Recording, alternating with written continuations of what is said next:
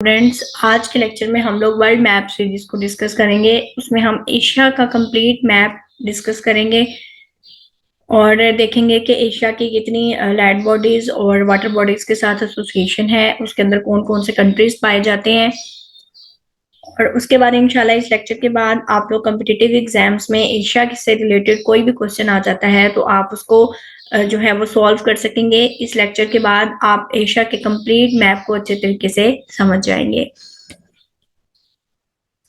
अगर आप लोगों ने अभी तक जो है चैनल सब्सक्राइब नहीं किया हुआ तो आप लोग सब्सक्राइब कर लें, साथ बेल को आइकॉन को भी प्रेस कर दें ताकि आइंदा जो वीडियोस भी आए उनकी अपडेट्स आप लोगों को मिलती रहे।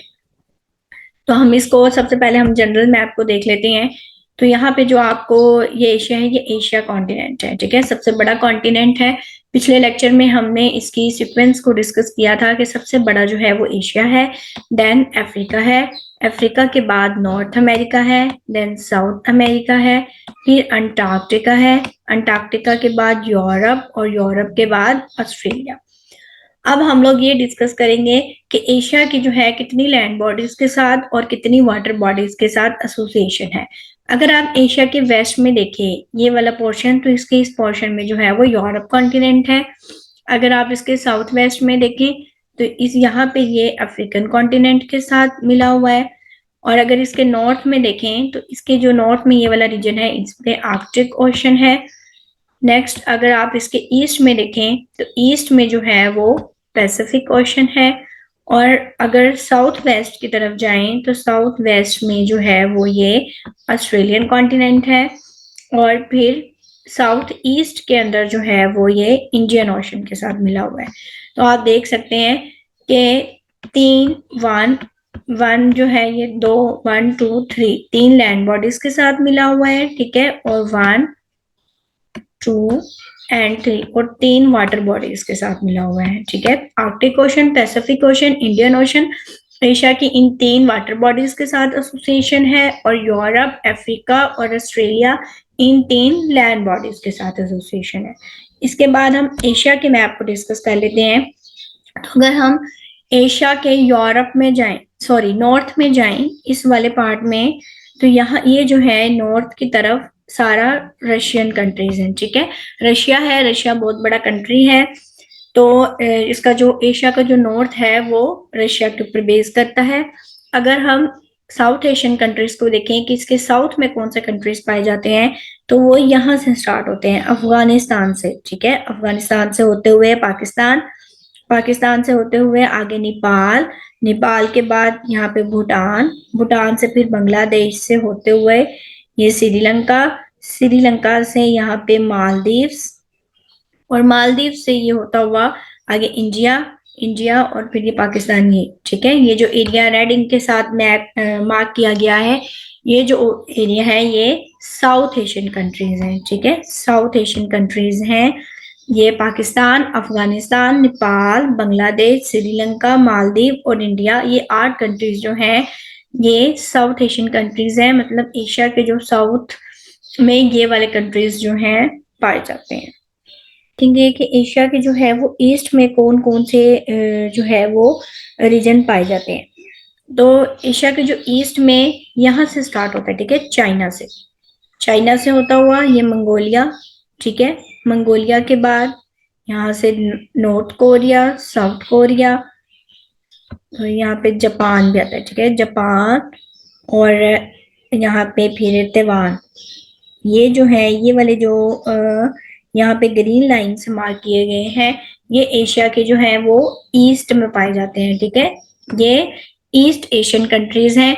चाइना जो कि आबादी के लिहाज से बहुत बड़ा मुल्क है, फिर मंगोलिया, मंगोलिया में एक डेजर्ट भी है जिसको गोबी डेजर्ट कहा जाता है।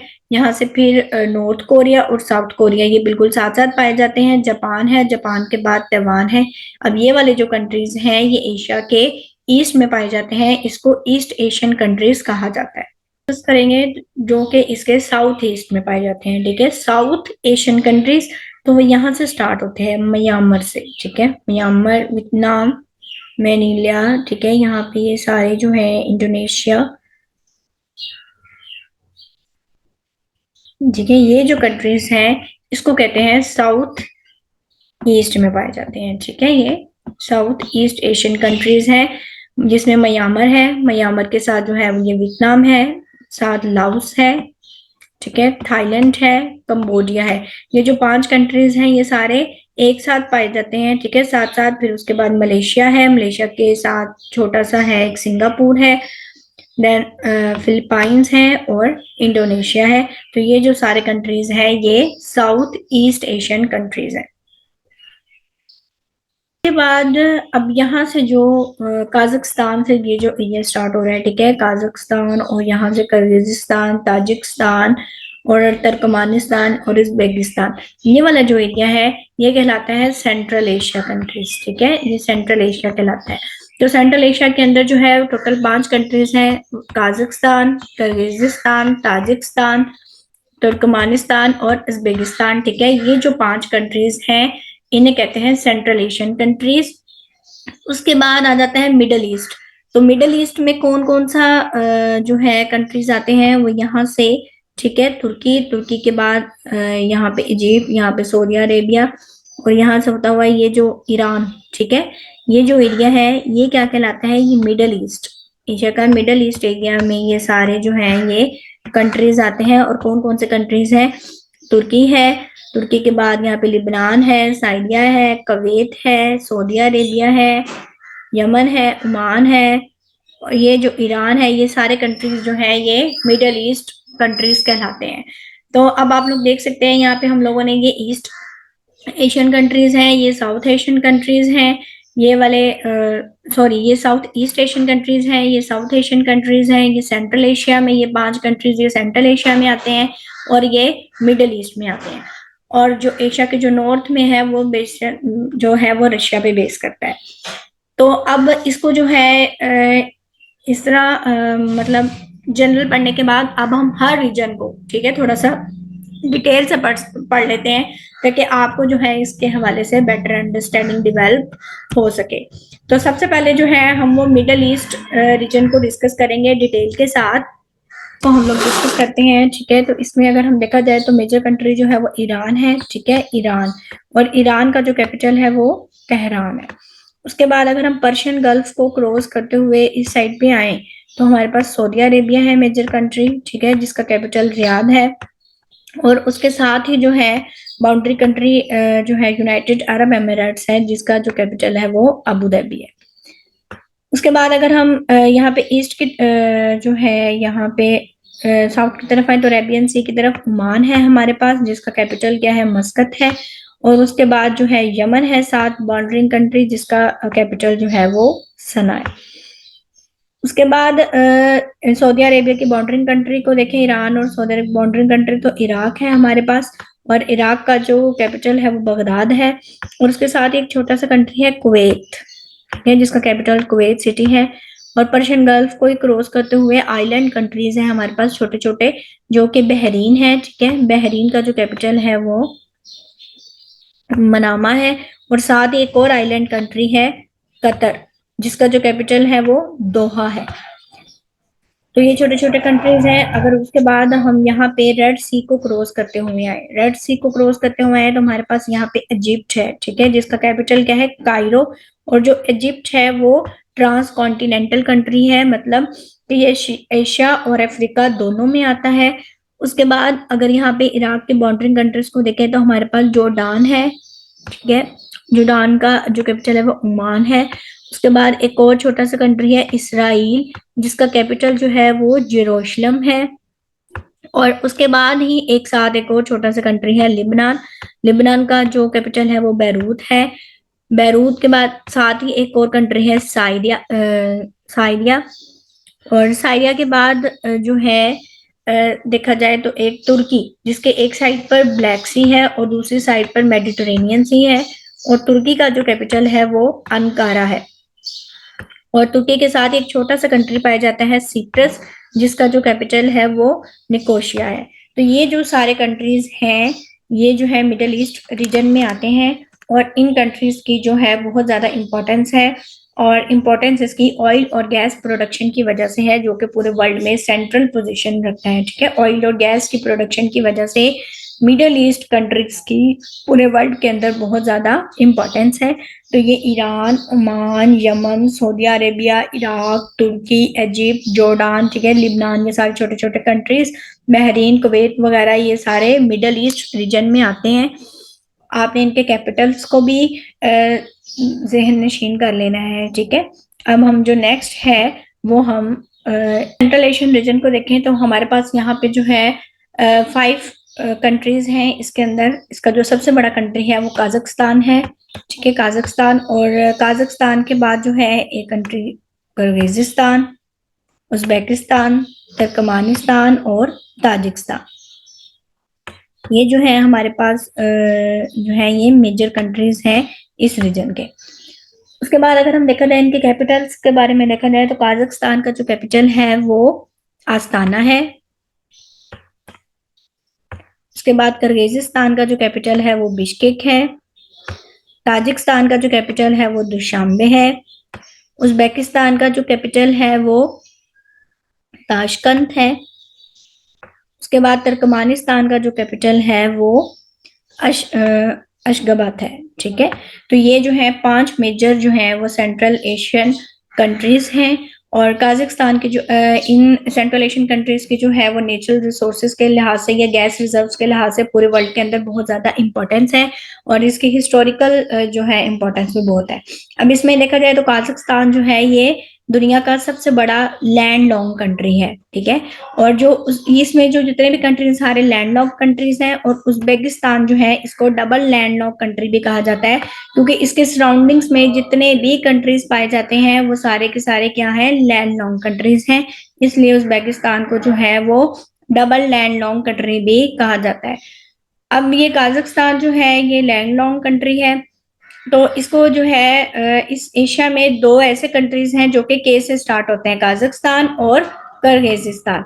उसके बाद 2 ऐसे कंट्रीज हैं जो कि जिनका नेम टी से स्टार्ट होता है, तुर्कमेनिस्तान और ताजिकिस्तान। और एक कंट्री का नाम जो है वो उज़्बेकिस्तान स्टार्ट होता है। उसके बाद अगर हम इसके साउथ एशिया कंट्रीज को डिस्कस करेंगे, साउथ में पाए जाते हैं। और अगर हम इनमें देखें तो हमारे पास अफगानिस्तान है, पाकिस्तान है, इंडिया है, नेपाल है, भूटान, श्रीलंका एंड मालदीव्स। ये 8 वो कंट्रीज हैं जो कि एशिया के साउथ में पाए जाते हैं और इसको साउथ एशियन कंट्रीज भी कहा जाता है। अगर यहाँ पे देखा जाए तो अफगानिस्तान का जो कैपिटल है वो काबुल है। पाकिस्तान का कैपिटल इस्लामाबाद है। उसके बाद इंडिया का जो कैपिटल है वो दिल्ली है। नेपाल का कैपिटल काठमांडू, भूटान का कैपिटल थिम्पू, बांग्लादेश का कैपिटल ढाका और श्रीलंका का जो कैपिटल है वो कोलंबो और मालदीव्स का जो है कैपिटल वो माले है। अच्छा, अब इनकी जो ये 8 कंट्रीज जो हैं ये साउथ एशियन कंट्रीज हैं और इनकी इस तरीके से इम्पोर्टेंट है कि एक ऑर्गेनाइजेशन है जो कि इन कंट्रीज के ऊपर बेस करती है जिसको सार्क जो है वो दिसंबर 1985 में फाउंड हुई थी। तो ये जो सारे कंट्रीज हैं 8 कंट्रीज जो हैं वो सार्क जो है इन पे बेस करती हैं, ठीक है। उसके 8 मेंबर्स हैं जो कि साउथ एशियन कंट्रीज कहलाते हैं। साउथ ईस्ट एशियन कंट्रीज को डिस्कस करेंगे, ठीक है। साउथ ईस्ट एशियन कंट्रीज में जो है वो यहाँ से बर्मा, म्यांमार, ठीक है, म्यांमार यहाँ से स्टार्ट होता है। साथ इसके है ये लाओस है, ठीक है, जिसका कैपिटल हमारे पास जो है वो थाईलैंड आ जाता है, ठीक है। थाईलैंड के बाद साथ है वियतनाम और वियतनाम के साथ है कैम्बोडिया। अब ये जो 5 कंट्रीज हैं ये मतलब एक साथ पाए जाते हैं, ठीक है, साथ साथ ही पाए जाते हैं। उसके बाद हमारे पास एक जो है वो बड़ा कंट्री है जो कि इंडोनेशिया। ये सारा ये जो आपको नजर आ रहा है ये सारा क्या है, इंडोनेशिया है। इंडोनेशिया जो है वो बेसिकली जो है वो आइलैंड कंट्री है, आइलैंड के ऊपर बेस करता है। तकरीबन जो है 13,000 आइलैंड्स जो हैं वो इसके अंदर कॉन्सिस्ट है, मतलब इंडोनेशिया 13,000 आइलैंड्स पे कॉन्सिस्ट है। इसके अगर चाहे तो बड़ा इंपॉर्टेंट कंट्री है मलेशिया। मलेशिया का ये कुछ पार्ट इधर है और कुछ पार्ट इधर इंडोनेशिया के आइलैंड के साथ है। और साथ एक छोटा सा कंट्री पाया जाता है सिंगापुर। सिंगापुर की जो है वो इम्पोर्टेंस इस लिहाज से भी है कि अगर आपसे सवाल आ जाए कि अर्थ के मोस्ट इक्वेटर, ठीक है, इक्वेटर के पास कौन सा कंट्री है तो वो सिंगापुर है। अगर मलेशिया के इस पार्ट की तरफ यहाँ छोटा सा एक कंट्री है, छोटा सा कंट्री है ब्रुनाई। ये एक इस्लामिक कंट्री है, बहुत छोटा कंट्री है लेकिन रिच कंट्री है। उसके बाद इसी साउथ फर्दर मूव करें तो यहाँ पे एक आइलैंड कंट्री है, ठीक है, फिलिपाइन। तो अब और ये भी जो है एक आइलैंड कंट्री है। तो यहाँ तक जो है ये सारे मेजर कंट्रीज जो हैं ये इस पोर्शन के अंदर आते हैं। नेक्स्ट हम लोग डिस्कस करेंगे कि इसके ईस्ट एशियन कंट्रीज कौन से हैं। तो ईस्ट एशियन कंट्रीज में सबसे पहले जो है वो सबसे जो आता है वो मंगोलिया है, ठीक है, जिसके कैपिटल का नाम क्या है, उलन। उसके बाद इस ईस्ट एशिया का जो है रीजन का सबसे बड़ा जो कंट्री है वो है चाइना, ठीक है, चाइना आबादी के लिहाज से भी बहुत बड़ा मुल्क है और इसका जो कैपिटल है वो है बीजिंग। इस तरह साथ में आए तो दो सिटीज हैं जो कि साथ साथ है, north Korea and south Korea. North Korea के कैपिटल का नाम प्योंगयांग है और साउथ कोरिया के कैपिटल का नाम सियोल है। और इनके दरमियान एक बाउंड्री लाइन है, नॉर्थ कोरिया और साउथ कोरिया के दरमियान एक बाउंड्री लाइन है जिसे 38 पैरेलल लाइन कहा जाता है, ठीक है, 38 पैरेलल लाइन कहा जाता है। और इनके साथ ही जो है वो सी ऑफ जापान पाया जाता है और इस साइड पे जो है वो ईस्ट चाइना सी पाया जाता है इसके साथ। उसके बाद देखा जाए तो इसके इस ईस्ट एशियन कंट्रीज में जो एक कंट्री आता है वो है जापान। ये भी एक आइलैंड कंट्री है, ठीक है, और जापान का जो कैपिटल है वो है टोक्यो। अब जो जापान है ना वो मेजर 4 आइलैंड्स पे बेस करता है, ठीक है, एक ये वाला आइलैंड और एक भी नेक्स्ट जो है वो सबसे बड़ा आइलैंड है, एक ये आइलैंड और एक ये वाला आइलैंड, ठीक है। तो जापान जो है वो मेजर 4 आइलैंड के ऊपर बेस करता है।